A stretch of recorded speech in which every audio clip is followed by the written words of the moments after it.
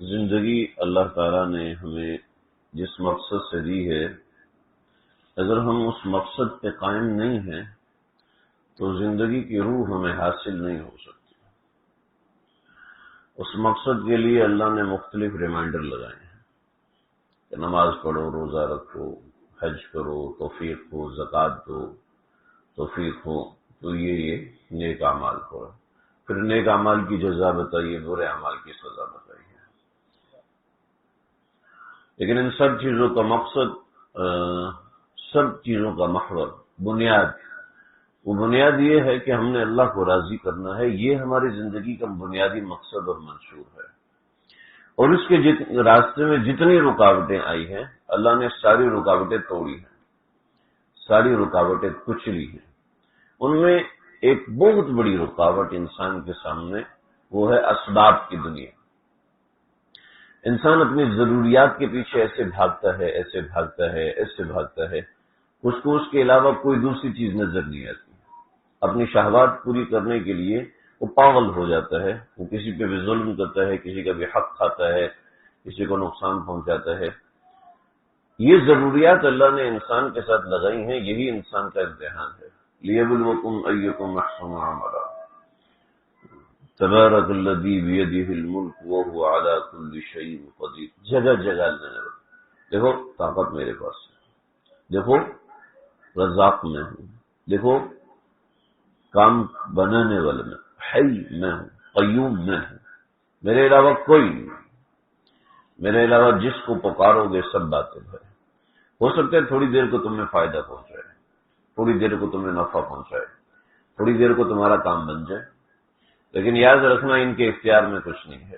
جو چیزیں تمہیں نظر آتی ہیں، جو چیزیں تمہیں مؤثر سمجھ میں آتی ہیں کہ فلاں ڈاکٹر کے پاس جاؤں گا تو شفا ملے گی، فلاں بندے سے ڈیل کروں گا تو پیسہ ملے گا، فلاں جگہ پہ معاملات کروں گا تو میری بڑی عزت ہوگی، فیم ہوگی، وغیرہ وغیرہ وغیرہ، یہ تمہیں نظر آتا ہے۔ یاد رکھنا کہ الدنیا دار من لا دار لہ، دنیا گھر وہ بناتا ہے جس کا گھر نہیں ہوتا۔ الدنیا دار من لا دار لہ، اور وَلَهُ عقل من لا عقل لہ۔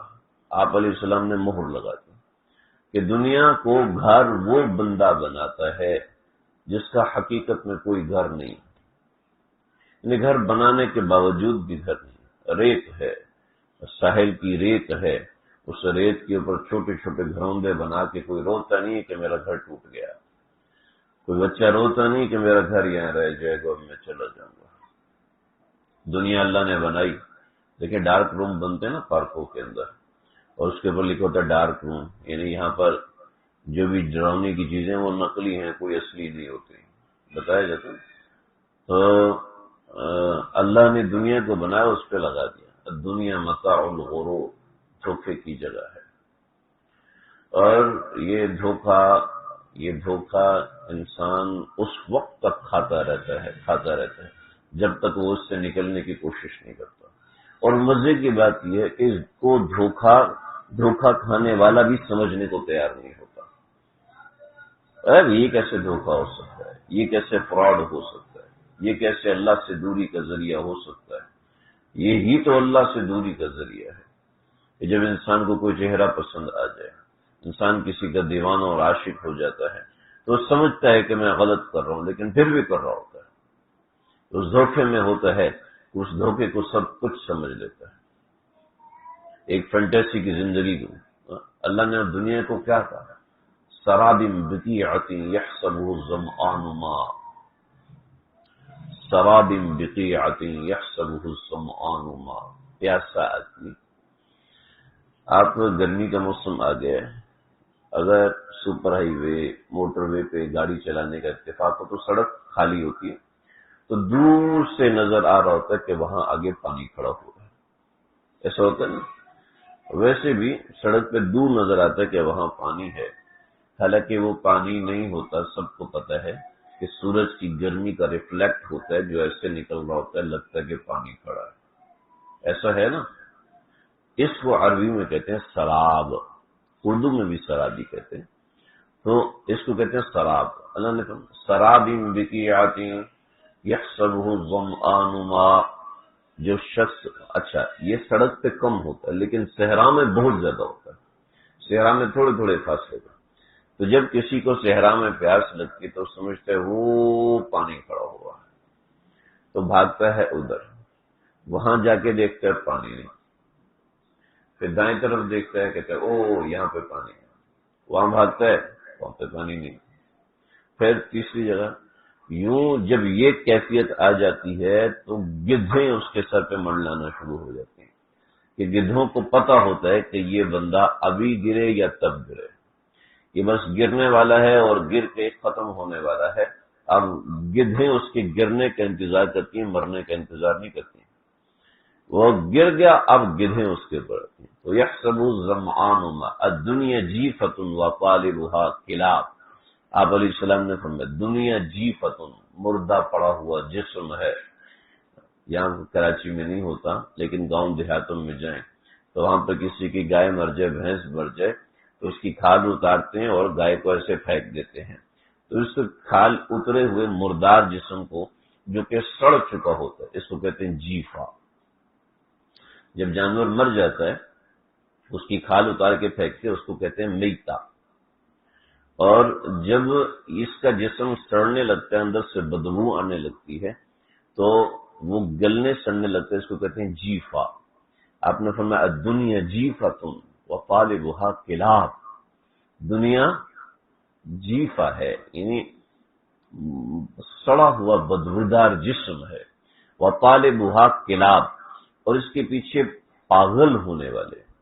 دیکھو جی دنیا ضرورت ہے، اگر اس کو ضرورت ہونے سے انکار کر دیجیے تو شریعت ایک طرف ہو جائے گی. دنیا ضرورت ہے، مالدار مسلمان غریب مومن سے بہتر ہوتا ہے. شریعت نے اس کو بہتر کر، المؤمن القوی خیر من مؤمن ضعیف. جو مومن قوی ہوتا ہے مالی اعتبار سے، رتبے کے اعتبار سے، درجے کے اعتبار سے، علم کے اعتبار سے، تقوی کے اعتبار سے، خیر من مؤمن ضعیف، وہ ضعیف مومن سے کئی گنا بہتر ہوتا ہے. تو دنیا تو طلب کرنے کا حکم دیا، کمانے کا حکم دیا. سیدنا عبد الرحمن بن عوف کا جب انتقال ہوا تو 3,86,00,000 دینار تو ان کا دیناروں میں ورثہ تھا، اور بکریاں ان کی لاکھوں میں تھیں، اونٹ ان کے لاکھوں میں تھے. تو نفس سے دنیا کمانا منع نہیں ہے. یہ ایک بات ذہن میں رکھیے، ہمارے یہ سمجھا جاتا ہے جو دین میں آیا نکما ہو گیا. یہ بات غلط ہے. میں نے بیگ سلائی کرنے کے لیے دیا ایک جگہ پر، اس نے کہا جی 12 بجے لے جائیں. 12 بجے نہیں گیا، میں ظہر کی نماز پڑھائی اور وہاں سے گیا، دکان بند اس کی. میں سامنے کھڑا ہو گئی، میں شام میں نکلنا یار. اچانک سے سفر پڑ گیا تھا، تو جب وہ آیا تو میں نے کہا جی بیگ، کہتے ابھی تک سلائی نہیں ہوا. تو میں نے کہا بھئی آپ نے یہ ٹائم دیا تھا. کہتے میں نماز کے لیے چلا گیا تھا، نماز بھی تو ضروری ہے. میں نے کہا بھئی میں نے کب نماز کو منع کیا. دیندار لوگ نکمے ہوتے ہیں، بعض بن بھی جاتے ہیں. ایسا نہیں ہے کہ دیندار لوگ نکمے ہوتے ہیں، لیکن بعض لوگ بن جاتے ہیں، وہ سب دینداروں کو غلط پریٹینڈ کرتے ہیں. جی کوئی بلا عذر نوکری چھوڑ دی، بلا عذر روزگار چھوڑ دیا، نہیں، پسندیدہ نہیں ہے. شریعت نے منع کیا ہے کہ بغیر عذر کے ایک نوکری چھوڑ کے دوسری نوکری پر نہ جاؤ. ایک نوکری کو ترک کر کے، ہاں کوئی عذر ہے. حضرت عائشہ صدیقہ رضی اللہ تعالیٰ عنہ نے فرمایا کہ آپ صلی اللہ علیہ وسلم کا ارشاد ہے کہ من رزق لہ بابا فیلزمہ. حضرت انس بن مالک کی روایت ہے، من رزق لہ بابا فلیدع فلا یدع، کہ تمہیں جس دروازے سے روزی دی جائے اس دروازے کو بلا وجہ نہ چھوڑو، اس کو لازم پکڑو.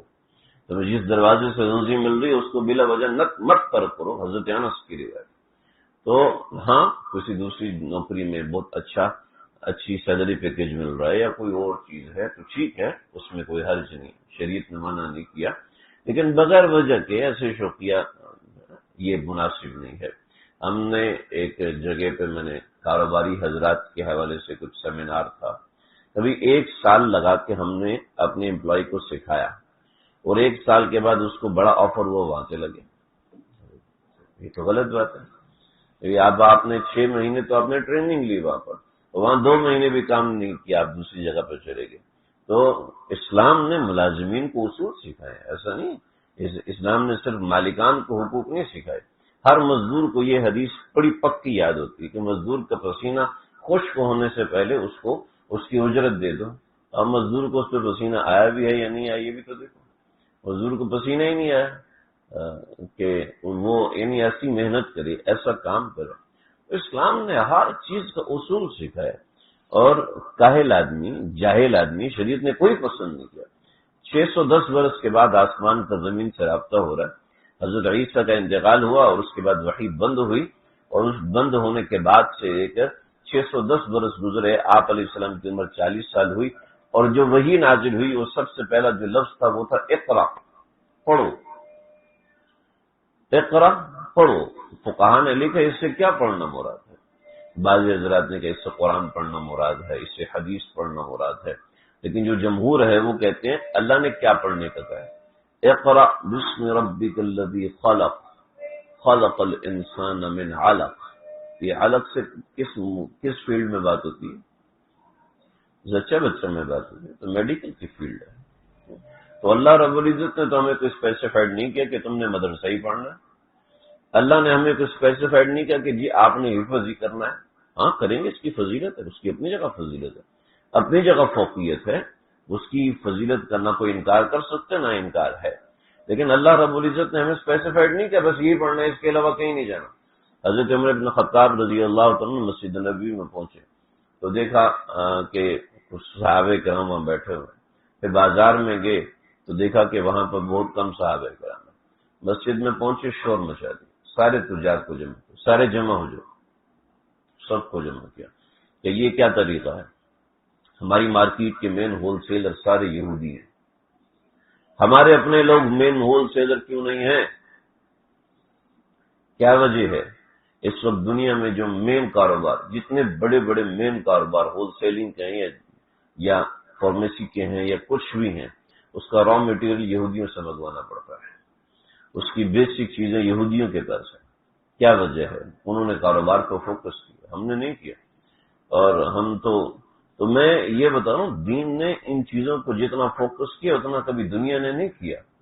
بڑی اہم چیز ہے، بہت اہم چیز ہے. لیکن بات یہ ہے کہ جب مسلمان دیندار ہو کے ان چیزوں میں لگتا ہے تو پھر اس کی پیک پہ پہنچتا ہے. پاکستان کا ایک بہت بڑا ادارہ ہے، اور یعنی آپ سمجھیں ایٹامک انرجی اور جو سب چیزیں وہ ان کے پاس ہیں. اس کے مین جتنے بھی لوگ ہیں آپ دیکھیں گے سارے دیندار لوگ ہوں گے. جو پاکستان کے بڑے بڑے ادارے ہیں اور جس کے اندر خاص خاص لوگ ہیں آپ دیکھیں گے اکثر و بیشتر وہ لوگ جو دیندار ہوتے ہیں، کیونکہ لوگ ان پہ اعتماد کرتے ہیں کہ دیندار بنتا ہے، اس پہ اعتماد کرو، یہ اپنے اللہ کو دھوکہ نہیں دے گا، یہ اپنے اللہ کو دھوکہ نہیں دے گا. تو یہ بہت باتیں ہیں، میں اس طرف جا نہیں رہا، لیکن تھوڑی سی بات میں بتانے کی کوشش کروں کہ ہماری شریعت نے پیسہ کمانے کو منع نہیں کیا. حج کس پہ فرض ہے؟ غریب آدمی پہ فرض ہے. کیوں جی؟ حج غریب آدمی پہ فرض ہے. یہ غریب آدمی پہ فرض ہے، امیر آدمی پہ فرض ہے. جس کے پاس پیسے ہے وہ حج کر سکتا ہے، جس کے پاس پیسہ نہیں اس کے ذمہ تو حج ہے ہی نہیں. زکوٰۃ کس پہ فرض ہے؟ جس کے پاس اتنے لاکھ ہیں اس پہ زکوٰۃ فرض ہے، غریب آدمی پہ زکوٰۃ فرض نہیں. یہ اسلام کے 2 بڑے بڑے فریضے ان کی طرف متوجہ ہی نہیں. تو اسلام نے کس چیز کی ترغیب دی؟ کمانے کی ترغیب دی ہے، بھوکا بیٹھ کے کھانے کی ترغیب دی ہے، کمانے کی ترغیب دی ہے. کسب الحلال فریضۃ بعد الفریضہ. صحابی رسول صلی اللہ علیہ وسلم آپ کے پاس آئے ہیں، راستے میں گزرتے ہوئے آپ نے اس کے لیے ہاتھ پھیلائے، آپ نے ہاتھ بڑھائے، السلام علیکم.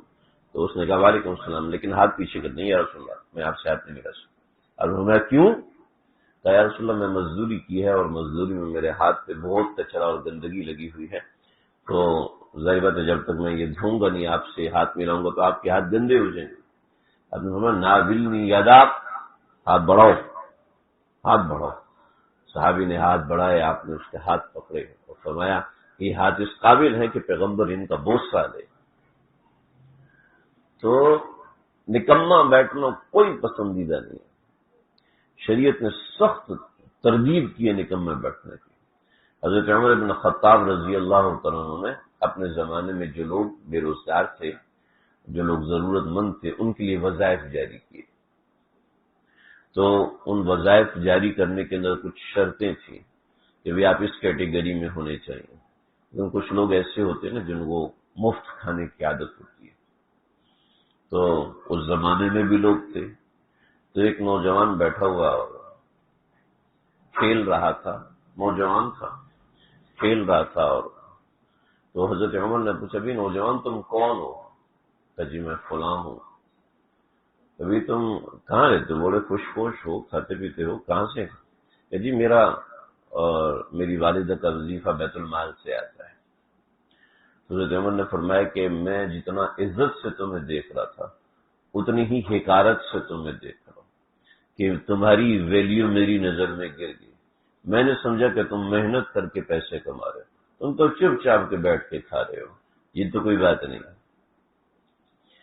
تو بات یہ ہے کہ ہمارے اچھا یہ باتیں کرنے کی تو ہوتی ہیں، لیکن ہمارے ہاں جو اس طرح کے پیشے کے لوگ ہیں ان کو بھی حقیر سمجھا جاتا ہے، ان کو کمتر سمجھا جاتا ہے. یہ بھی نہیں ہونا چاہیے، یہ بھی ایک غیر مناسب چیز ہے. لیکن بہرحال محنت کرنے کو اسلام نے حکم دیا ہے کہ محنت کرو، نکما بیٹھنے کو منع کیا ہے. ایک صحابی رسول صلی اللہ علیہ وسلم گھر میں فاقہ ہے، تو اہلیہ نے کہا گھر میں فاقہ ہے بھرے سے اور باہر قحط ہے، لیکن آپ صلی اللہ علیہ وسلم کی ترغیب ہے کہ جاؤ اور کمائی تلاش کرو. چنانچہ وہ صبح نکلے اور شام کو واپس آئے خالی ہاتھ. پھر اگلے دن جانے لگے تو اہلیہ محترمہ نے دروازے پہ چھوڑا اور ان کو دعا دی اور خود ان سے دعا لی اور پھر وہ رخصت ہوئے. یہ بھی ایک سنت ہے کہ جب شوہر گھر سے باہر نکلے تو اس کی بیوی، اس کی زوجہ اس کو دروازے تک پہنچانے آئے. یہ بھی ایک سنت ہے اور ہونا چاہیے ہمارے معاشرے میں. ابھی اسلام علیہ کہا جی وہ کچن میں لگی ہوئی آپ ادھر لگے ہوئے، چپ کر کے نکل کے ایک دوسرے کے دعا دے، ایک دوسرے سے دعا لے. یہ سنت عمل ہے، آپ علیہ الصلوۃ والسلام کی تعلیم ہے اس کے اوپر. تو اب وہ نکلے ہیں، دوسرے دن نکلے، تیسرے دن نکلے، تینوں دن کچھ بھی کمائی کو نہیں مل لیکن نکل رہے. اب جب وہ چوتھے دن نکلے ہیں تو ان کی اہلیہ دعا دی اور کہنے لگی میں آج آپ سے ایک بات کہنا چاہتی ہوں. کیا؟ تو آپ گھر سے باہر تو جا رہے ہیں، 3 دن ہو گئے ہمیں کھانے کو کچھ نہیں ملا، اب ہمارے لیے حلال ہے کہ ہم حرام کھا سکتے ہیں. مجھے یقین ہے کہ آپ کبھی بھی حرام نہیں کھائیں گے، لیکن مجھے ڈر ہے کہ کہیں آپ میرے لیے حرام مال نہ لے آئیں، اس لیے میں آپ کو تاکید کرتی ہوں بھلے سے آج بھی خالی ہاتھ واپس آئیں لیکن حرام نہیں لے کے آئیں. جب گھر میں اس طرح کی ترغیبات ہوں گی تو پھر معاملہ آگے بڑھے گا. مائیں اپنی اولادوں کو ایثار سکھائیں، مائیں اپنی اولادوں کو محبت کرنا سکھائیں. گھر میں ماسی آتی ہے، گھر میں کام کرنے والی آتی ہے، نوکر آتے ہیں، ان کی عزت کرنا سیکھیں کہ یہ انسان ہے اور ہم سے بڑے درجے کے انسان کہ یہ اللہ کے روزی کو تلاش کرو. وابتغوا من فضل اللہ، روزی تو اللہ کا فضل ہے، فضل اللہ کو اللہ نے روزی کہا. ہاں جی. اور اللہ نے قرآن مجید میں مال کو خیر کہا، خیر سے تعبیر. تو نفس سے مال کوئی بری چیز نہیں ہے. جو کوئی اس حدیث سے سمجھے دنیا جیفت و طالب و خلاف کہ دنیا مردار ہے، کوئی اس بات سے یہ نہ سمجھے. تو نفس سے مال کمانا کوئی بری چیز نہیں، بلکہ ہاں ایک اللہ والے بزرگ تھے. کیا ہوا کہ چلے اللہ والے بزرگ کی بات تو بعد میں سناتا ہوں.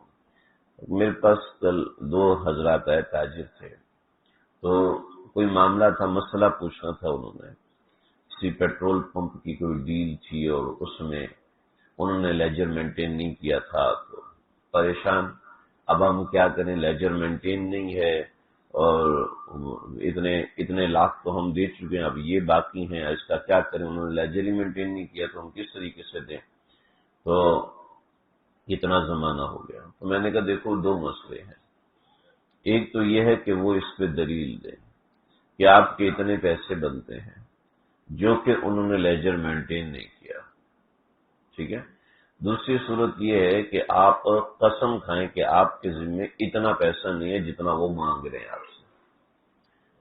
تو وہ کہنے لگا نہیں، میں قسم نہیں کھاؤں گا چاہے وہ سارے پیسے مجھ سے رہے۔ میں نے کہا سبحان اللہ، یہ کروڑوں کمانے والے ہیں، لیکن کیا ہے میں قسم نہیں کھاؤں گا۔ تو میں نے ان کو پھر واقعہ سنایا۔ بعض لوگ ایسے تھے جو قاضی کے پاس جاتے تھے اور کہتے تھے حضرت عثمان نے میرے 1000 دینار دے نہیں رہے، ٹھیک ہے، اب وہ جس نے دعویٰ کیا اس کے ذمے ہے گواہ پیش کرے۔ اب دعویٰ تو اس نے کر دیا، لیکن گواہ تو ظاہر بات ہے اس حضرت عثمان نے اس کے پیسے کہاں سے دینے، ثابت ہی نہیں۔ تو دعویٰ تو اس نے کر دیا اور جھوٹا دعویٰ کیا حضرت عثمان کا۔ اب سامنے والے کے ذمے جب اس کے پاس گواہ نہیں ہے تو جس پر دعویٰ کیا گیا ہے اس کے ذمے یہ ہے کہ وہ قسم کھائے کہ نہیں میں نے اس کے پیسے نہیں دیے۔ حضرت عثمان عام طور پہ کہتے جی میں قسم نہیں کھاتا، میں قسم نہیں کھاتا، اس کو عربی میں کہتے ہیں نقول۔ تو اب اگر میں قسم نہیں کھاتا تو میرے ذمے ہے کہ میں اس کی ادائیگی کروں جو اس نے دعویٰ کیا ہے۔ چنانچہ حضرت عثمان اس کو اتنے پیسے ادا کر دیتے، اور کئی لوگوں نے اس طریقے سے حضرت عثمان سے پیسے لیے۔ میں نے کہا یہ دلیل تھی کہ حضرت عثمان کے دل میں اللہ نے دنیا کی محبت نہیں رکھی تھی۔ حاتم طائی بہت سخی آدمی تھے، حتیٰ کہ نفحۃ العرب میں قصہ لکھا ہے۔ حاتم طائی نے کی قبر پر ایک آدمی آیا اور راستہ بھٹک گئے تھے، تو مکہ سے مدینے سے تقریباً 150 میل ہمارا بنتا ہے تقریباً 200 سے اوپر کلومیٹر نا، تقریباً 150 میل کے فاصلے پر حاتم طائی کی قبر ہے۔ وہاں پر ایک پہاڑی ہے، اس پہاڑی پر حاتم طائی آگ جلاتے تھے، اور آگ جلاتے تھے جس سے لوگ متوجہ ہوتے تھے کہ یہاں پر آگ جل رہی ہے، تو لوگ آتے تھے تو لوگوں کو کھانا کھلاتے تھے حاتم طائی۔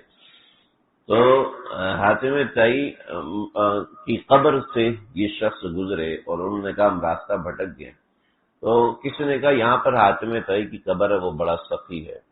تو جو قافلہ تھا اس کا ایک آدمی تھا، چھوڑو یہ کون سا سخی آدمی ہے، ابھی دیکھ لیتے ہیں اس کی سخاوت۔ وہ حاتم طائی کی قبر پر گیا اور قبر کو لات ماری اور کہا حاتم طائی ہماری دعوت کرو۔ کہا دیکھو کون دعوت، یعنی توہین کرنے والے لوگوں میں سے تھا۔ اس نے توہین کی کہ یہ کون سا آدمی ہے۔ دیکھو یاد رکھنا، کبھی اپنے فریق مخالف کی توہین نہیں کرنا، جو بھی آپ کا مد مقابل ہے جس سے ہمیں اتفاق نہیں ہے، کبھی ان کی توہین نہیں کرنا، چاہے وہ کتنا ہی برا ہے، چاہے وہ کیسا ہے، لیکن اس کی توہین نہیں کرنی۔ ہاں ایک الگ بات ہے، جیسے قادیانی ہے اور تو گستاخ رسول ہیں، اس نوعیت کی چیز ہے، ان کی بات نہیں کرنا۔ ایک عام آپ کا مد مقابل ہے جس کا آپ سے نظریاتی اختلاف ہے، اس سے اختلاف ضرور رکھیں۔ جب تک دنیا میں سمجھدار لوگ ہیں، اختلاف کرنے والے لوگ ہیں، اختلاف ہوگا، اور اگر سمجھدار لوگ نہیں ہیں تو پھر اختلاف نہیں ہوگا۔ تو اختلاف تو ہونے والی چیز ہے، لیکن توہین کسی کی نہ کرے، کسی کو گھٹیا نہ سمجھیں، کسی کو حقیر نہ سمجھیں، کسی کی حقارت نہ زبان سے نکلے تو بھی فلاں تو ایسا گھٹیا آدمی ہے، فلاں نہیں، کسی کی حقارت نہیں۔ میرا مد مقابل ہے، ٹھیک ہے، میں مد مقابل ہے، میں اس کا احترام کرتا ہوں، اس کی اپنی جگہ پر ہے، لیکن اس نے توہین کی قبر کی، تو رات کو وہیں پر انہوں نے خیمے گاڑے اور وہیں پر سو گئے۔ تو یہ سوئے ہوئے تھے تو خواب میں دیکھا حاتم طائی ہے اور کہنے لگے تو نے میری شان میں گستاخی کی، میرے قبر پہ آ کے یہ کیا، اور پھر اوپر سے مجھ سے دعوت بھی مانگ رہا ہے، کیسا بے رخ انسان ہے، چل لے میں تیری دعوت کرتا ہوں۔ تلوار نکالی، اس کی اونٹنی کی پونچھیں کاٹ دی۔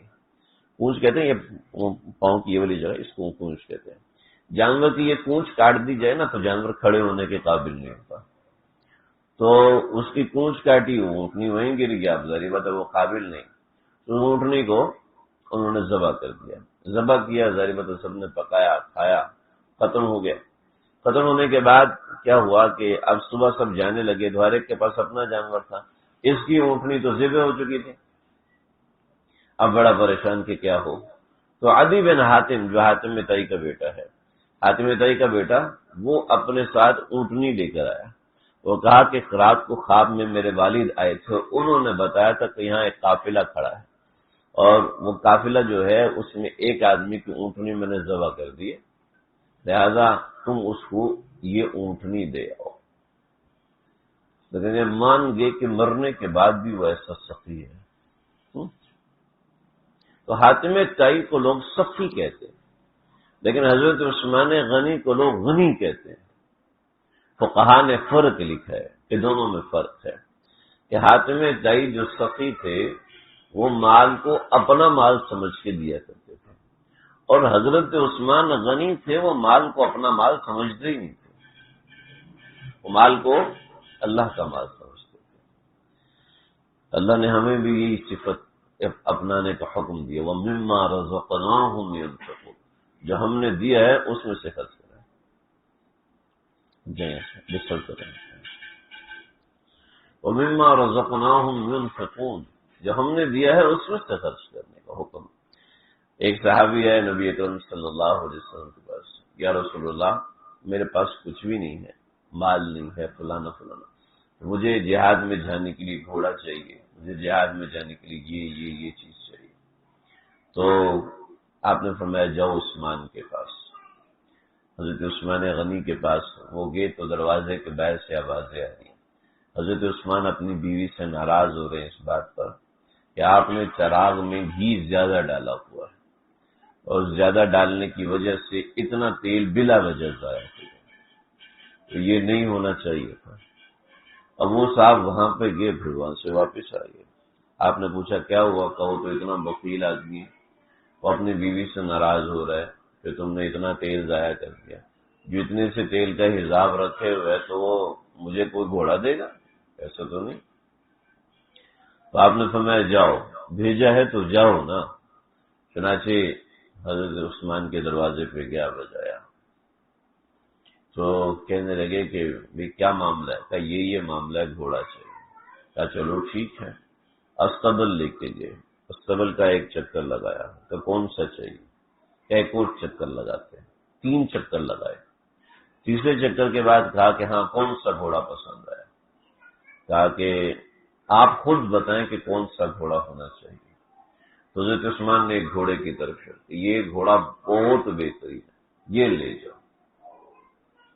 تو وہ کہنے لگا کہ خدا کی قسم میں نے بھی یہی گھوڑا سوچا تھا۔ ہمیں تو گھوڑوں کا نہیں پتا نا، جو گھوڑوں کے سوار ہوتے ہیں نا، جو شاہ سوار ہوتے ہیں وہ جانتے ہیں گھوڑوں کو، کہ گھوڑوں کی بڑی، پاکستان میں وہ نسل ہے ہی نہیں۔ عرب کے اندر میرے ایک دوست ہیں، ان کے ہاں گھوڑوں کا فارم ہے ان کا۔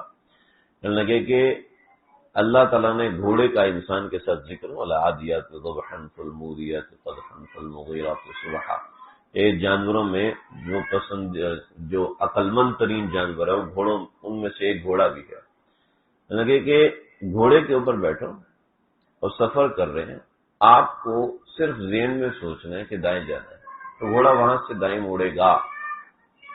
عرب کے گھوڑے ایسے ہیں کہ یہاں سے بائیں مڑنا ہے، گھوڑا وہاں سے بائیں بھی مڑے گا۔ یہ مجھے پہلی مرتبہ سننے کا اتفاق ہو، کیونکہ یہ میں نے چیز کتابوں میں نہیں پڑھی۔ حیات الحیوان میں کمال الدین دمیری رحمۃ اللہ علیہ نے بڑی چیزیں لکھی، لیکن یہ بات تو تجربے سے تعلق رکھتی ہے کہ تجربے والے کو پتہ چلتا ہے، اس نے زندگی گھوڑوں کے ساتھ گزاری اور ایسی ایسی عجیب و عجیب خصوصیات بتائیں، میں حیران رہ گیا کہ ابھی اچھا گھوڑے میں یہ بھی ہے، گھوڑے میں یہ بھی ہے۔ مجھے ایک چیز یاد ہے، اس لیے آپ کو بتا رہا ہوں۔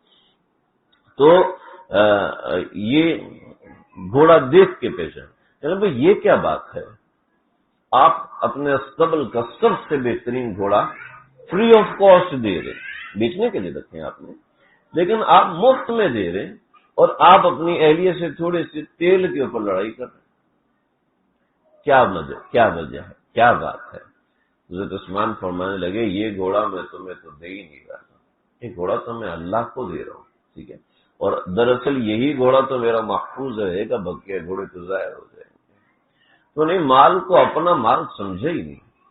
بات میری بڑی دوسری طرف نکل گئی، لیکن میں یہ بتانا چاہتا ہوں کہ شریعت نے مال کمانے کو ناپسندیدہ نہیں کہا، مال کمانے کے لیے پسینہ نکلنے کو ناپسندیدہ نہیں کہا، مال کمانے کے لیے ذہنی کوفت ہونے کو ناپسندیدہ نہیں کہا، محنت کرنے کا حکم دیا کہ محنت کرو، محنت کر کے مال کماؤ۔ اللہ تعالیٰ نے بڑا پسند کیا ہے ایسے شخص کو جو ہاتھ سے کماتا ہے.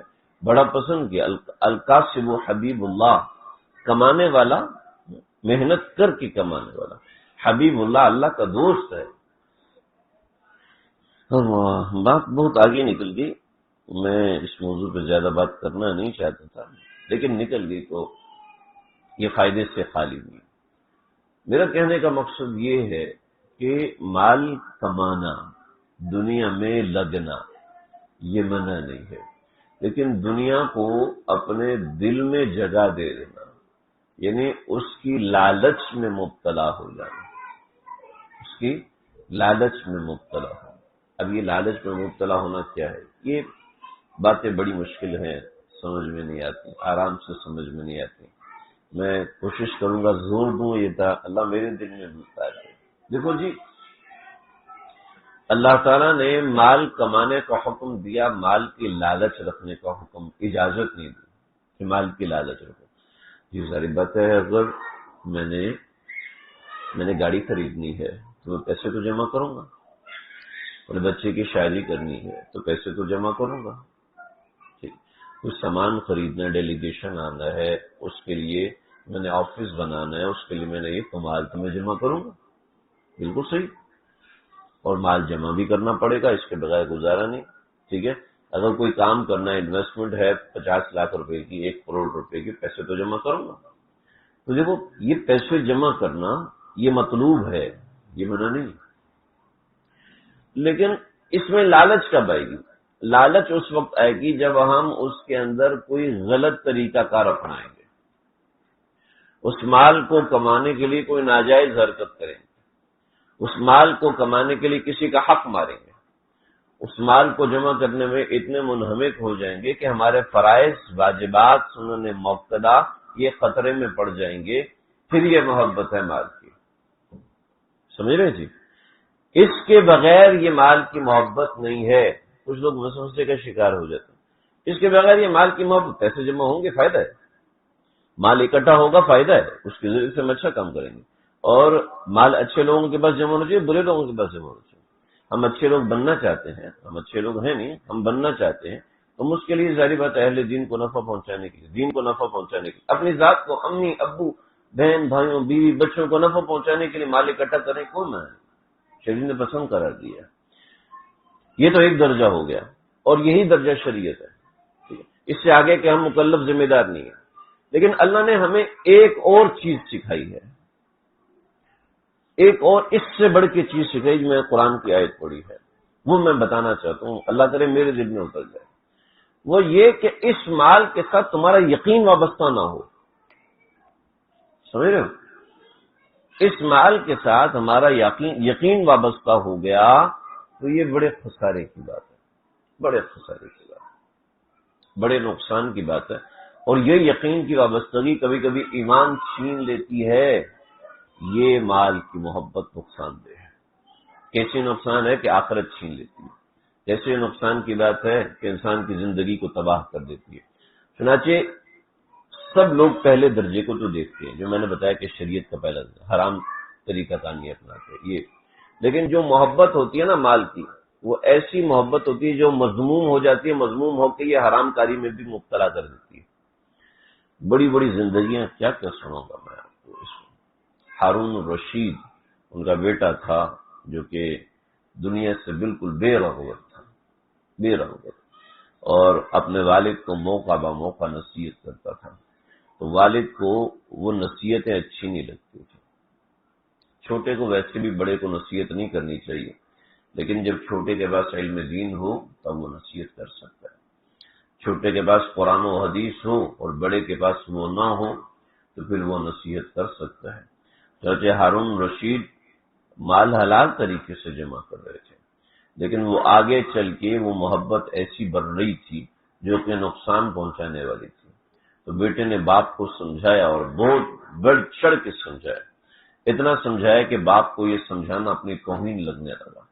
تاکہ میرے گھر سے چلے جاؤ. ٹھیک ہے، گھر چھوڑ کے چلے گئے اور بصرہ کے اندر مزدوری کر کے پیٹ پالنے لگے. اور پورا ہفتہ مزدوری کرتے. بڑا لمبا واقعہ میں مختصر سنا تو شاید آپ حضرات نے سنا بھی ہوگا. بصرہ کے اندر وہ مزدوری کرتے تھے. ابو عامر کے نام کے ایک صاحب تھے، انہوں نے کہا کہ بھی میں نے مزدوری کروانی ہے، تو یہ بیٹھے ہوئے تھے، تو کہا کہ چلو جی کریں گے مزدوری. پورا دن مزدوری کی. کہنے لگے جی میری شرط ہے. کیا شرط ہے؟ تو پہلی شرط یہ ہے کہ میں مزدوری کروں گا آزادانہ، میرے سر پہ آپ مسلط نہیں ہوں گے، اور دوسری شرط یہ ہے کہ میں نماز کے وقت میں نماز پڑھوں گا اور بس. تیسری شرط یہ ہے کہ میں 8 درہم لوں گا، اس سے زیادہ نہیں دوں گا. اچھا تو ٹھیک ہے، منظور ہے. دوسرے تو اس سے زیادہ درہم لیتے ہیں. چلو دیکھتے ہیں. چنانچہ لے کر آئے. جب شام کو کام دیکھا تو جناب انہوں نے اکیلے نے 10 بندوں کا کام کیا. بڑے حیران ہوئے. میں نے 10 درہم دینے کی کوشش کی. نہیں 10 درہم نہیں چاہیے، بس 8 درہم کی بات ہوئی تھی، بس وہ اس سے اوپر نہیں لوں. 8 درہم کا کیا کرتے؟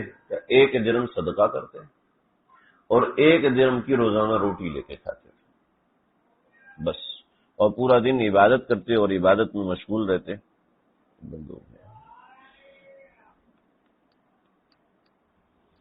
یہ نکل ہی گئی.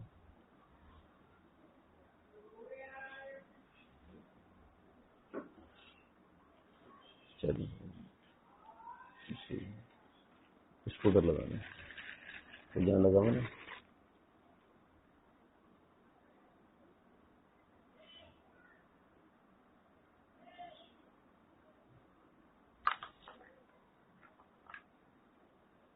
وہ ہٹا کے اس کو لگا دیجیے.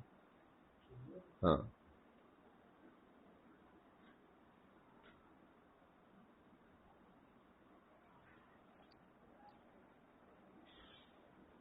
ٹھیک ہے. اس والیوم کو نا کھول دیں، نیچے جو سب سے نیچے والیوم ہے اس کو کھولیں. ٹھیک ہے، تھوڑا سا اور کھولیے.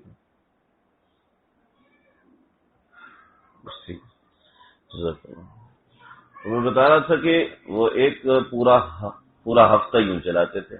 یہ اگلے دن آئے اور کہا جی میں نے مزدوری کرانی ہے اور اسی نوجوان سے کرانی ہے. اس نے کہا نہیں جی، وہ تو ہفتے میں 1 دن مزدوری کرتا ہے، 1 دن سے اوپر وہ مزدوری کرتا نہیں.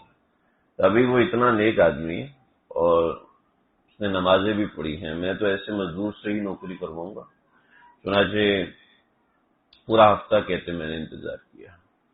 پورے ہفتے بعد میں نے اس کو بلایا، وہ آگے. میں نے چھپ کے دیکھا کہ وہ اتنا بڑا کام اکیلے آدمی نے کیسے کر لیا. تو کہنے لگے کہ میں نے دیکھا کہ وہ دیوار کے اوپر پلسٹر لگاتا ہے اور اس کے اوپر اینٹ رکھتا ہے، اور وہ اینٹ خود بخود وہاں مضبوط ہو جاتی ہے، اس کو بیلنس کرنے کی، لیول کرنے کی ضرورت نہیں پڑتی.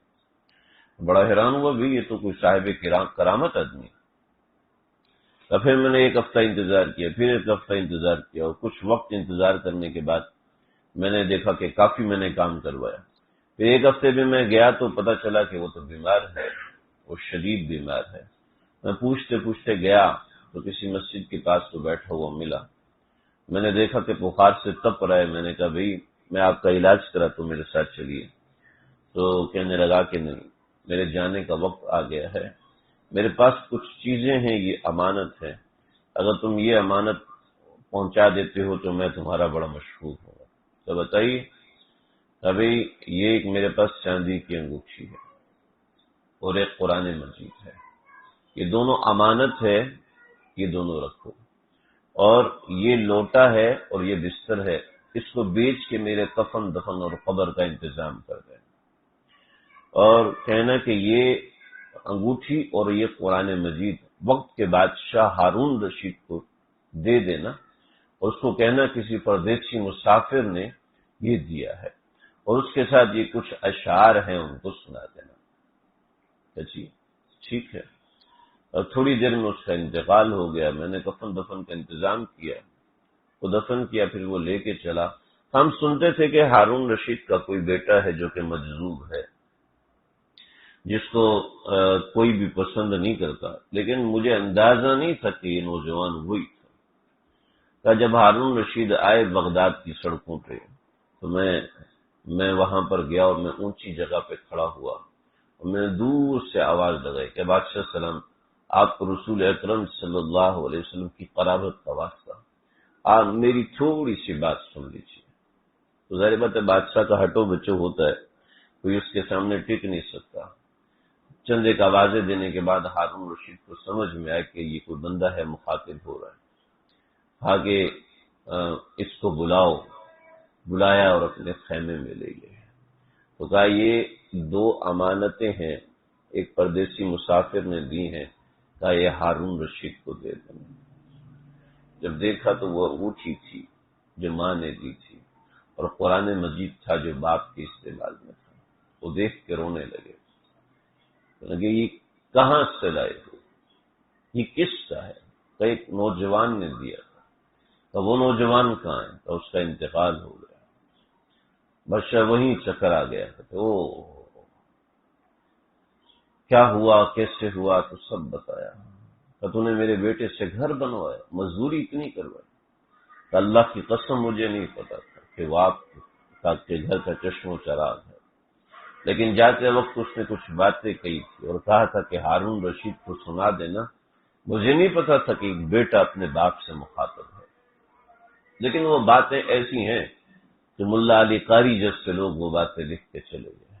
نہیں، ایک عام سا نوجوان، لیکن اس نے جو بات فرمائی وہ بڑے بڑے اکابرین لکھ کے چلے گئے۔ یا صاحبی لا تغترر بتنعمی، یا صاحبی لا تغترر بتنعمی، اے میرے دوست لا تغترر نعمتیں تجھے دھوکے میں نہ ڈالے۔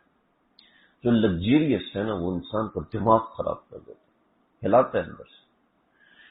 لا تغترر بتنعمی فالعمر ينفد والنعیم یزول، عمر ختم ہونے والی، نعمتیں زائل ہونے والی۔ وَإِذَا حَمَلْتَ إِلَى الْقُبُورِ جَنَازَةً، جب بھی تو کسی جنازے کو قبرستان میں لے کر جائے تو یاد رکھنا، وَإِذَا حَمَلْتَ إِلَى الْقُبُورِ جَنَازَةً فَاعْلَمْ بِأَنَّكَ بَعْدَهَا محمول، کہ آج تو نے کسی کو اٹھایا ہے، کل کوئی تجھے اٹھا کے لے کے جائے گا، ضرور جائے گا۔ جب نعمتیں اللہ سے غافل کرنے لگیں تو سمجھو بربادی ہے۔ ایک سروے میں نے مطالعہ کیا، کافی تفصیلی سروے تھا، جس میں 21، 22، 23، 17، 23 لمٹ ہے 23، 17، 18، 19، 20 سے لے کے 21 تک، 17 سال کی عمر کے نوجوان بھی اس میں رہے۔ کوئی قاتل بنا، کوئی گھر سے باہر بھاگا، کس نے گینگ بنائی، کس نے یعنی بڑے بڑے بوال کھڑے کیے، تباہیاں مچائی دنیا کے۔ 17 سے لے کے 23 سال گھروں سے بھاگنے والے بچے کون ہیں؟ 95% وہ بچے تھے جن کو ماں باپ نے 100% سہولیات دی۔ 95% وہ بچے تھے جن کو ماں باپ نے ہر سہولت دی۔ جب نعمت یہاں پہ مل جائے تو دماغ پہ خناس بھر جاتا ہے کہ ہر چیز تو مل رہی ہے، ابا ہر چیز تو پرووائڈ کر رہے ہیں، اماں نے ہر نعمت تو دی ہے، بجائے کہ اماں کوئی ڈانٹ کے دیکھ لے، بجائے اماں نے تھوڑی سی ڈانٹ کے دیکھیں، دیکھو کیا کرتے ہیں۔ اور وہی بچے احساس کمتری کا شکار ہوتے ہیں جن کو ماں باپ نے ہر سہولت دی ہوتی ہے، جن کو ماں باپ نے ایسے اپنے پلکوں میں بٹھا کے رکھا ہوتا ہے۔ وہی بچے کہتے ہیں میرے ماں باپ نے ہمارے ساتھ بڑا ظلم کیا، میرے ماں باپ نے ہمارے ساتھ یہ کیا، میرے ماں باپ نے ہمارے ساتھ وہ کیا۔ کتنے بڑے لوگ ہیں، کتنے بڑے لوگ ہیں۔ آپ دیکھیں کوئی بسوں سے لٹک کے سفر کیا، اس نے کہیں جا کے دھکے کھا کے علم حاصل کیا۔ امام بخاری رحمۃ اللہ علیہ 3 دن درس میں نہیں آ رہے، کسی نے پوچھا کہ کیوں نہیں آ رہے؟ تو پتہ نہیں کمرے سے باہر نہیں نکلے، نماز بھی کمرے میں پڑھ رہے ہیں۔ تو کیا ہوا؟ دروازے پہ پہنچے کہ بھائی کیا ہے، آپ باہر تشریف نہیں لا رہے؟ کیا کروں، میرے پاس پہننے کا کپڑا نہیں، پہننے کے لیے میرے پاس کپڑا نہیں۔ آپ کے پاس ایک قمیض تو موجود تھی، وہ کسی کو صدقہ کر دی، کوئی بڑا ہی محتاج قسم کا آدمی آیا تھا۔ جب تک کڑتے نہیں ہیں اس وقت تک بنتے نہیں، چائے بھی جب تک ابال نہیں آتا تو تیار نہیں ہوتی، جوس بھی جب تک گرینڈ نہیں ہوتا اس وقت تک تیار نہیں ہوتا، چینی جب تک کڑ نہیں ہوتی، مکس نہیں ہوتی۔ تو ایسا نہیں ہے کہ انسان صرف سہولتوں سے سب کچھ بن جاتا ہے۔ اپنی اولاد کو ساری سہولتیں دو، اپنی اولاد کو کھلاؤ سونے کھانے والا، لیکن دیکھو شیر کی نظر سے، کہیں ایسا نہ ہو کہ بدعت جائے، کہیں ایسا نہ ہو کہ تباہ ہو جائے. کہ نعمتیں انسان کو تباہ کر دیتی ہیں، نعمتیں انسان کو ضائع کر دیتی ہیں اگر ان کا غلط استعمال کیا جائے. اللہ سے ہر نعمت مانگے، ایک ایک نعمت کا سوال کریں، لیکن نظر نعمتوں پہ نہیں ہونی چاہیے. نعمتیں جب غلط استعمال ہونے لگتی ہیں تو انسان تباہی کی طرف جاتا ہے. نعمتوں کا غلط استعمال انسان کو گمراہ کر دیتا ہے، برباد کر دیتا ہے. 23 سال، 21 سال، 22 سال کے نوجوان اتنے ان کی لڑکیوں سے اتنی دوستی ہیں، لڑکیوں سے اتنی یاری. کیوں؟ بندے کے پاس پیسہ ہے، بندے کے پاس پیسہ ہے، بندے کے پاس مال ہے، بندے کے پاس سہولت ہے، بندے کے پاس آسائش ہے. چلو جی اس کے پیچھے لگو، اس کو جتنا چوسنا ہے چوسو. اور وہ سمجھتے میں بڑی فنٹیسی میں ہوں، میں تو ایسا ہوں، میں تو ویسا ہوں، اور یہ نشے کے عادی بن جاتے ہیں. زندگی تباہی کی طرف چلی جاتی ہے. برباد ہوتے دیکھے ایسے، میں نے گھر برباد ہوتے دیکھے، تباہی کی طرف جاتے دیکھے. تو صرف اپنی اولاد کو نعمتیں دینے کے پیچھے اپنا ایمان تباہ نہ کریں. اپنی اولاد کو اچھا کھلانے کی، ماں باپ تو اچھا کھلانے کے لیے جان توڑ دیتے ہیں، لیکن اولاد پھر کہتے ہیں مجھے دیا کیا، مجھے دیا کیا. تو ایسی اولاد کے لیے حرام کما رہے ہیں، ایسی اولاد کے لیے حرام کاری کر رہے ہیں، ایسی اولاد کے لیے یہ کر رہے ہیں کہ جو آج پوچھنے کو تیار نہیں، قیامت کے دن کیا پوچھیں گے. جو آج سامنے سر جھکانے کو تیار نہیں، قیامت کے دن کہاں سر جھکائیں گے. جو آج آنکھوں کے لیے ایک عذاب بنے، آنکھوں کی ٹھنڈک نہیں بن رہا، تو کل قیامت کے دن کیا بنے گا. یہ دھیان میں رکھیں کہ کسی کے لیے کبھی حرام کاری نہ کریں، چاہے وہ محبت کرنے والی بیوی ہے، چاہے ہونے والی بیوی ہے. اس کے لیے کبھی کوئی حرام اسٹیپ نہ اٹھائیں، ہمیشہ نقصان ہوگا. حرام کا نقصان ہمیشہ ہو کے رہے گا، آج نہیں تو کل، کل نہیں تو پرسوں ہو کے رہے گا. اللہ من تاب، توبہ کر لیں تو ایک الگ بات ہے. تو محض اپنی اولاد کو آسائشیں دینے کے لیے عمر بن عبدالعزیز کے 12 بیٹے تھے، اور 12 کے 12 بیٹے. جب والد کا انتقال ہونے والا ہوا تو ہر ایک کے حصے میں 1.5 درہم آ رہا ہے، 1.5 درہم. تو بیٹا کہنے لگا کہ ابا آپ نے ہمارے لیے کچھ چھوڑا ہی نہیں، کچھ نہیں چھوڑا. مرنے والے ہیں تو کہا مجھے اٹھا کے بیٹھاؤ. اٹھا کے بٹھایا کہ بیٹا حلال میرے پاس تھا نہیں، حرام کمانے کا میں مکلف نہیں ہوں، لیکن یاد رکھنا جو چیز تمہیں سکھائی ہے، جو ہیرا تمہارے اندر آیا ہے، تم دیکھنا دنیا تمہارے قدموں کے نیچے بیٹھے گی. سلمان بن عبد الملک کی ایک ایک اولاد کے حصے میں 1.5 کروڑ دینار آئے. وہ زمینیں اتنی کہ گھوڑا بگاتے تھے، شام تک زمین ختم نہیں ہوتی تھی. لیکن وہ اولادیں کوڑی کا محتاج ہوئے، انہوں نے لوگوں کے سامنے مانگا. اور عمر بن عبدالعزیز کی اولادوں نے ایک ایک نشست میں لاکھوں دینار صدقہ کیا. لاکھوں دینار کیا ہوتے ہیں میں آپ کو بتاتا ہوں. ہماری ایک مسجد تھی، مسجد کے امام صاحب نے اعلان کیا یہ مسجد الحمدللہ مکمل ہو رہی ہے، اس میں فرنیچر لکڑی کا کام ہے، اور یہ اس کا خرچہ 1.5 کروڑ ہے، 1.25 کروڑ ہے، 1.25 کروڑ ہے. تو بھئی اس کے حوالے سے جو صاحب ہوں وہ بتا دیں، وہ کام کرنا چاہتے تو وہ مل لیں. تو ایک آدمی کھڑا ہوا، یہ میں کرا دوں گا، اکیلے نے میں کرا دوں گا. 4-5 دن کی پہلے کی بات بتا رہا ہوں کہ تاریخ روڈ کی کسی مسجد یا کسی حیدرآباد کی کسی علاقے کی مسجد، میں اکیلا کرا دوں گا. کیا ہے ایک مجلس کے اندر 1.5 کروڑ 1.25 کروڑ کا کام تو اوکے کر کے چلا گیا، وہ مسئلہ ہی نہیں. میں ایک تاجر کو جانتا ہوں، جب یہ مدینہ مسجد کا مسئلہ ہو رہا تھا تو مدینہ مسجد کی کوئی کاسٹ ویلیو کچھ بن رہی تھی، تقریباً کوئی 3.5 کروڑ یا 4 کروڑ.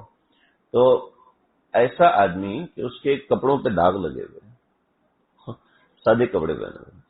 تو اس نے کہا ہمارے مولوی صاحب کو، مجھے حکومت اجازت میں دے دیتا ہوں سارے پیسے، حکومت اجازت میں سارے پیسے میں دے دوں گا، ابھی دے دوں گا، چیک لکھ کے دے دیتا ہوں، ابھی لکھ کے دے دیتا ہوں. حکومت اجازت تو دے کہ مسجد کو مسجد رہنے دے. تو ایسے کرنے والے آج بھی ہیں، ایسا نہیں ہے کہ یہ کوئی کہانی کی بات ہے. لیکن میں بتا رہا ہوں کہ اپنی اولاد کے لیے، اپنے بیوی بچوں کے لیے، اپنے گھر والوں کے لیے کوئی حرام قدم نہ اٹھاؤ. یہ کبھی معاف نہیں کریں گے، یہ ہمیشہ شکوے کریں گے. ہاں اپنی اولاد کے لیے کچھ کر کے جانا ہے تو ان کے لیے دعائیں مانگیں، ان کی تربیت ایسی کریں کہ دنیا رش کرے. بابر کی ماں نے اس کی تربیت کی تھی، لیکن باپ کی طرف سے وہ بڑے پیسے والا تھا۔ جب رانا سانگا کا لشکر آیا ہے، 1.25 لاکھ کا لشکر لے کر بابر اکیلا 12,000، تو ان کے ساتھیوں نے کہا کہ بادشاہ سلامت بھاگے، نکلے یہاں سے۔ خواب میں ماں کو دیکھا کہ بیٹا بھاگنا نہیں ہے، مر جانا، بھاگنا ہے۔ رانا سانگا چنگھاڑتا ہوا آ رہا ہے اور اگلی صبح اس نے تیس نیس کر دینا کہ میں بابر کے اتنے ٹکڑے کروں گا کہ تمہیں قیمہ بھول جائے کہ کیا ہوتا ہے، ایسی دھمکیاں دے رہا اور فوج ایسی ڈری ہوئی۔ تو بابر نے کہا کہ اب میری ماں نے میری تربیت کی ہے اور آج اس نے آ کے مجھے سبق دہرایا ہے، آج تو بابر کبھی نہیں بھاگے گا، اور نہ بھاگے گا اور نہ مرے گا، اب بابر بابر بن کے دکھائے گا۔ پھر ظہیر الدین بابر اٹھا ہے، اس نے کہا ساری سراہیاں لے کر آؤ، ساری شراب کی سراہیوں کو نیزے سے پھوڑا توڑا توڑا توڑا توڑا توڑا، کئی گھنٹے لگے، شراب کی ساری سراہیاں خود توڑی، اور کہا کہ لشکر کو لے کے آؤ، اور 12,000 کا لشکر تیر بن کے دشمن میں گھس گیا اور تتر بتر کر دیا 1.25 لاکھ کے لشکر۔ رانا سانگا وہاں سے ایسا بھاگا اس کا نام و نشان نہیں ملا۔ اپنی اولاد کو وہ گر سکھائیں، ان کے لیے کوئی حرام کاری، کوئی غلط، کوئی ایسی چیز جس سے مال کی محبت ان کے دل میں جمے، مال کی محبت ان کے دل میں بسے، مال کی محبت ان کے دل کے اندر جگہ بنائے، نہ نہ نہ، ایسا کبھی بھی نہیں کرنا، ایسا کبھی بھی نہیں کرنا۔ اپنی اولاد کو اس قابل بنائے کہ وہ خود اپنے پاؤں پہ کھڑے ہوں۔ اپنے مال کے پیچھے اولاد کو بھگانا، اس سے کوئی تربیت نہیں ہوتی۔ تربیت تو جب ہوتی جب انسان پڑھتا ہے، نکھرتا ہے، اور نکھرنے کے بعد اس کی تربیت ہوتی ہے۔ بات میری دوسری طرف نکل گئی۔ میں جو آیت پڑھی تھی وہ بڑی اہم آیت ہے، میں اس کے اندر بات بتانا چاہتا ہوں، لیکن چونکہ وہ تعلق مال سے رکھتی ہے، اسباب سے رکھتی ہے۔ قُلِ ادْعُوا الَّذِينَ زَعَمْتُم مِّن دُونِ اللَّهِ لَا يَمْلِكُونَ مِثْقَالَ ذَرَّةٍ فِي السَّمَاوَاتِ وَلَا فِي الْأَرْضِ۔ ایک بات ہے، اس کو سمجھیں۔ اللہ نے نا قرآن میں اپنا مد مقابل کسی بت کو نہیں کہا، صحیح؟ کوئی بت، کوئی بادشاہ، کوئی وزیر، کوئی طاقتور، اللہ نے کسی کو اپنا مد مقابل نہیں کہا، صحیح؟ وَقَالُوا لَا تَذَرُنَّ آلِهَتَكُمْ، تم نے جن کو الہ بنایا ہوا تم ان کو کبھی نہیں چھوڑو گے۔ اب وہ الہ کون ہے؟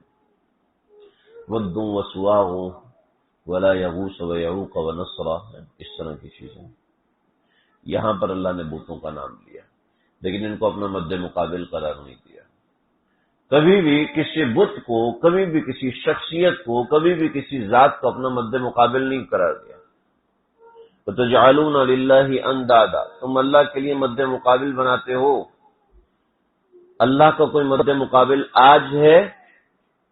ہم تو مسلمان، ہم تو کوئی ہندوؤں سے پوچھو، کوئی اللہ کا مد مقابل ہے؟ وہ بھی کہتے نہیں ہے۔ قدیم ہندوؤں کی کتابوں میں چلے جائیں، دیکھیں اللہ کا مد مقابل کسی کو سمجھا؟ نہیں سمجھا۔ کسی کو اللہ کا مد مقابل نہ سمجھا، نہ جانا، نہ مانا، نہ سوچا۔ مد مقابل اللہ کا کسی نے نہیں مانا، پھر اللہ قرآن میں کہہ رہے مد مقابل، تم مد مقابل بناتے ہو، اللہ کا مد مقابل سمجھتے ہو، اللہ کا مد مقابل جانتے ہو۔ سمجھنا بڑی اہم بات ہے۔ کبھی بھی انسان نے کسی ذات کو اللہ کا مد مقابل نہیں سمجھا۔ ہمیشہ انسان نے اللہ کا مد مقابل ایک سسٹم کو سمجھا ہے۔ وہ سمجھتے ہیں کہ یہ سسٹم ہے، یہ میرا کام کرے گا، اس سسٹم سے مجھے روزی ملے گی، اس سسٹم سے مجھے فیم ملے گی، اس سسٹم سے میرے کام بنیں گے، اس سسٹم سے مجھے شفا ہوگی، اس سسٹم سے میرا گھر بنے گا، اس سسٹم سے میری ایجوکیشن آئے گی، اس سسٹم سے میں اچھا انسان بنوں گا۔ ہمیشہ انسان نے یہ سوچا ہے۔ آپ سوچیں کیا مسلمان اور کافر اس میں کچھ فرق رکھتے ہیں؟ اگر ہم بھی یہی سوچنا شروع ہو گئے تو کیا فرق ہوا؟ قُلِ ادْعُوا الَّذِينَ زَعَمْتُم مِّن دُونِ اللَّهِ، اللہ کے علاوہ جس کے بارے میں تمہارا گمان ہے یہ تمہارا کام بنائیں گے، بلاؤ ان سے، کہو کہ ہمارا کام کریں۔ اللہ بتانا چاہتے ہیں کہ مسلمان کی یہ سوچ نہیں ہے. آج میں اور آپ اپنا عقیدہ سیکھ رہے ہیں کہ کام پیسے سے نہیں بنتے، کام اللہ بناتے ہیں. ہاں اللہ پیسوں کے ذریعے سے بن رہا ہے، لیکن بنانے والی ذات اللہ کی. شفا ڈاکٹر کے ہاتھ میں نہیں ہے، شفا دوائی میں نہیں ہے، شفا اللہ کے ہاتھ میں ہے. یہ یقین پکا رکھیں، چاہے 1000 مرتبہ ایک ڈاکٹر کی دوائی سے مجھے شفا ہو رہی ہے، لیکن شفا دینے والی ذات وہ ہے. یہ عقیدہ بنائیں.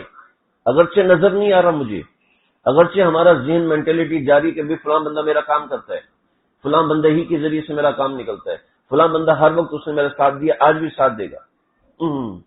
یہ مینٹلٹی ختم کریں. مسلمان کی مینٹلٹی یہ نہیں ہے زعمتم من دون اللہ، اللہ کے علاوہ جس کے بارے میں سوچنا یہ کام کرے. نہ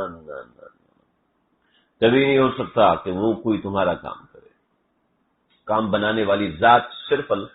ان چیزوں کا تعلق سبب کی حد تک ہے، جس پہ میں نے پورا بیان کیا. یہ سبب ہے، سبب، بس سبب سے اوپر نہیں ہے کچھ. سبب سے اونچا درجہ ان کا نہیں ہے. مؤثر ہے اللہ کی ذات، سمجھ. افیکٹو اللہ کی ذات ہے. افیکٹو پیسہ نہیں ہے، پیسہ بس سورس ہے، سورس.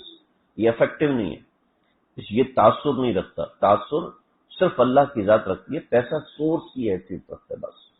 دیکھیں جی، محض پائپ لگانے سے بن جاتا ہے. ایک آدمی گیا نا پاکستان سے، کراچی سے بلوچستان، کہتا ہے میں نے سارا کام بنا دیا تھا. کیا ہوا؟ کہ سارا جمع ہو، پانی آئے گا. جیب سے نکالی ٹوٹی اور وہاں پر ایک دیوار پہ لگا دی. کہا نیچے رکھو بالٹی، اب میں ٹوٹی کھولوں گا، دیکھنا پانی آئے گا. پانی آئے گا؟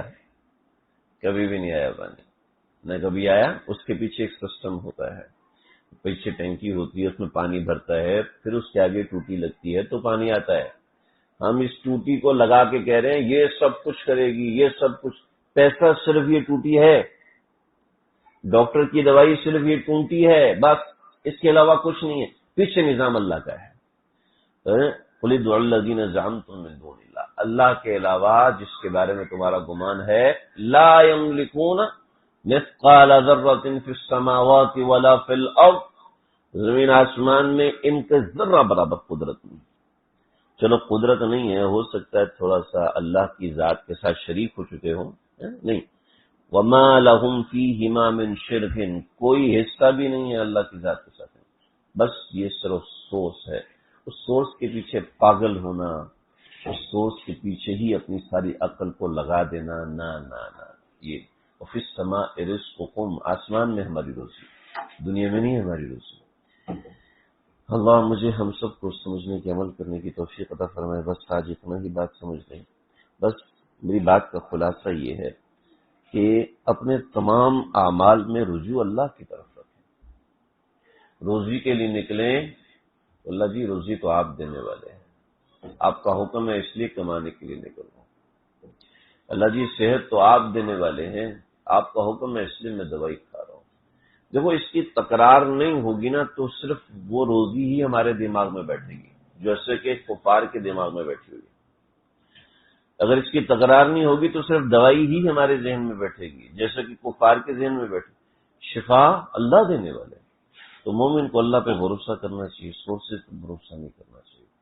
اللہ مجھے آپ کو ہم سب کو سمجھنے کی توفیق عطا فرمائے. واخر دعوانا